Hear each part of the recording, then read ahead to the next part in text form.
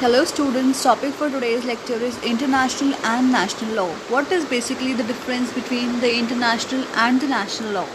The relationship between international and national law delivers very practical consequences in a given legal order. Furtherance, to some extent, the prevailing of one over the other could give rise in practice to a very unfavorable legal circumstances. Hence, many times international law and the national law have varying determinations, and in the majority of the cases the former is considered to be the more modern with respect to human rights and issues of the freedoms.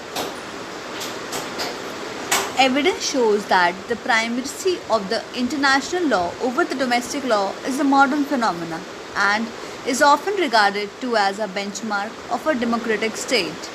By contrast with the pre-World War II situation, momentum towards accepting the primary of the international law is becoming more and more evident.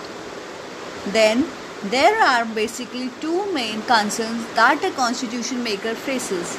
The first is whether international law norms should be incorporated in the domestic legal order, and the second is whether the incorporated treaty should prevail over laws or the constitution itself. In principle, the issue circles around two concepts, namely the monist and the dualist models. Nevertheless, the two theories do not explain the whole of the problem but largely lay down the outlines within which the questions can be solved. The monist model, on the one hand, considers there to be just one legal order, and thus international and national law are a part of a single legal order. The monist view therefore generally asserts that the international law prevails over the domestic law.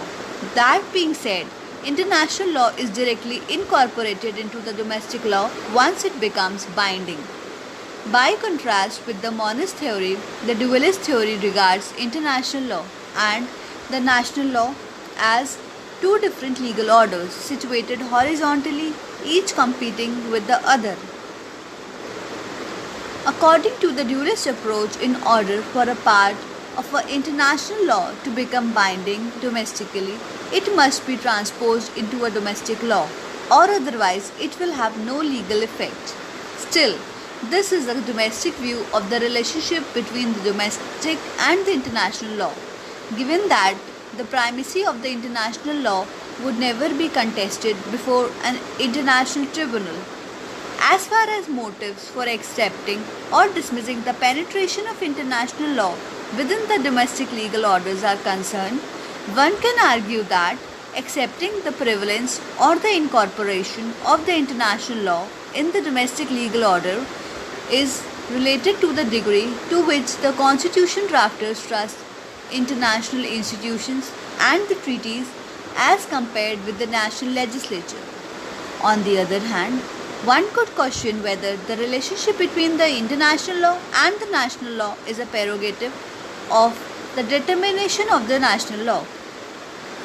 Most hold that the relationship is regulated through domestic constitutional law, given that it is the only domestic law that is the foundation that can decide on the recognition of the international law.